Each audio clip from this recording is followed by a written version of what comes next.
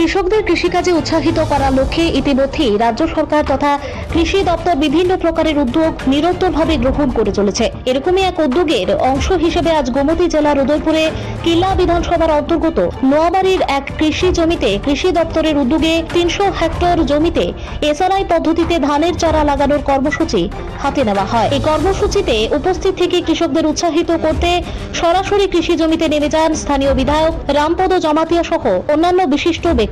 সংক্ষিপ্তভাবে নিজের প্রতিক্রিয়া ব্যক্ত করতে গিয়ে বিধায়ক রামপদ জমাতিয়া দাবি করেন, এই সময়ের মধ্যে দেশ তথা রাজ্যের বিজেপি নেতৃত্বাধীন সরকার সর্বতোভাবে কৃষি এবং কৃষকের মান উন্নয়নে কাজ করে চলেছে। সমস্যা হচ্ছে এসআরআই পদ্ধতিতে যে প্রধানমন্ত্রী কৃষকদেরকে দ্বিগুণ আয় করার যে পরিকল্পনা, এটাকে বাস্তবায়ন করার জন্য নোয়াবাড়ি এগ্রিকালচার সেক্টরের আন্ডারে আজকে এই নোয়াবাড়ি মাঠে এখানে 30 হেক্টর জমিন এখন প্রস্তুত হয়ে গেছে।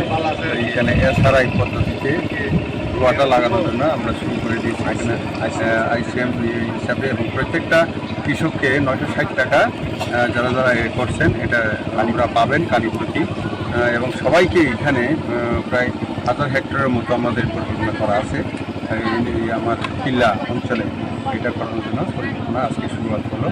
তো নিশ্চয়ই আমরা আগামী দিনে আশা করব যে কৃষকদেরকে উজ্জীবিত করে এবং তাদেরকে নতুন প্রযুক্তিতে এই ধান এবং বিভিন্ন ফসলাদি লাগানোর ক্ষেত্রে উৎপাদন করার ক্ষেত্রে আমরা নিশ্চয়ই মোটিভেশন করে আগামী দিনে তাদের স্বাবলম্বী করতে পারব উদ্দেশ্যে আমাদের আসলে। Bureau report, Tripura news 8।